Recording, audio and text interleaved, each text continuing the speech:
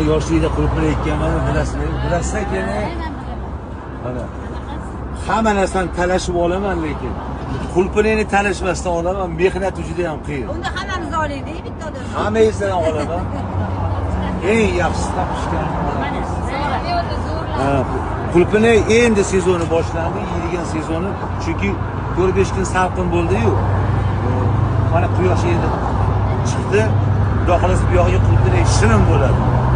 Xudo xolasa 3-moydan 5-moydan haqiqiy qulupnay chiqadi. Sog' bo'linglar, salomat bo'linglar.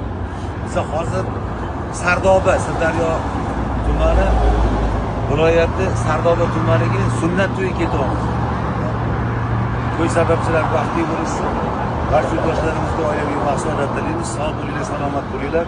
Mana shu qulupnayni olaman.